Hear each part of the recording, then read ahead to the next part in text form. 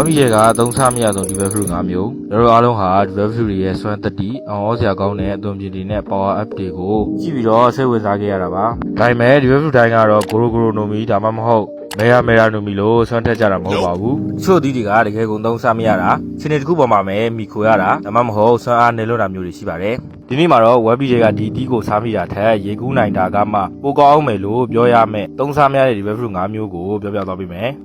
နံပါတ်1နာဂီနိုမီဆောင်းဖရူယူဇာကတော့ခူရာဆိုဖြစ်တယ်စွမ်းရည်အနေနဲ့ကတော့မိမိကိုယ်တိုင်နဲ့ပတ်ဝန်းကျင်ကအရာဝတ္ထုတွေကိုအတန်လုံးဝမထွက်အောင်ဖန်တီးနိုင်ပါတယ်ဒီတီးကတချို့လုံးဖို့နဲ့တိတ်တိတ်ဆိတ်ချင်းကပ်ဖို့အတွက်ဆိုကောင်းပါတယ်ဒါပေမဲ့တိုက်ပွဲတစ်ခုမှဆိုရင်ရောတန်တိတ်သွားတာကတိုက်ခိုက်ရေးစွမ်းရည်ကိုဘာမှတိုးမပေးပါဘူးခိုရာဇွန်ကိုယ်တိုင်ကလည်းသူ့ရဲ့စွမ်းရည်ကိုတချို့လောက်တာကလွဲလို့တခြားတိုက်ခိုက်ရေးမှာအသုံးပြုနိုင်တာကိုမတွေ့ရပါဘူးလူကီယာဒါမှမဟုတ်ဖာရာမီစီယာကောင်းတစ်ခုနဲ့ရှင်ရင်ဘာမှမဟုတ်တော့ဘူးနောက်တစ်ခုနံပါတ်2အာတိုနိုမီ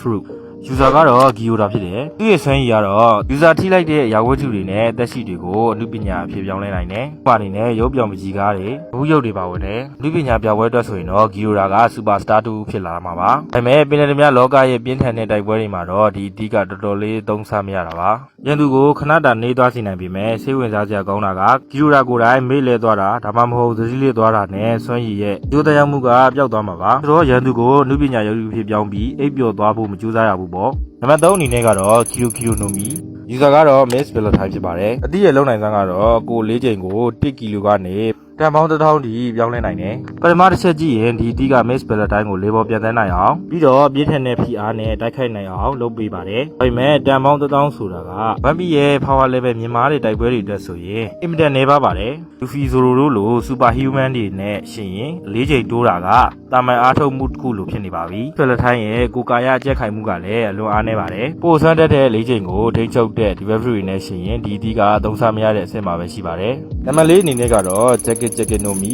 jacket fruit ဖြစ်ပါတယ်ပြီးကိုဂျာကေအင်ကြီးဖြစ်ပြောင်းလဲပြီးတခြားသူတူဦးကိုဝက်စင်ကသူရဲ့ခန္ဓာကိုယ်ကိုထိန်းချုပ်နိုင်ပါတယ်ဒီကိုအသုံးဝင်ဆုံး develop fruit တွေထဲမှာထိတ်ဆုံးကနေပြောနေကြတာပါဘာကြောင့်လဲဆိုရင်တော့အသုံးပြုသူခေလီဖန်ဟာတခြားသူကိုဝက်စင်ဖို့လိုအပ်ပါတယ်ဒါအပြင်အဲ့ဒီလူကသူ့ကိုဝက်စင်ဖို့သဘောတူရမှာပါ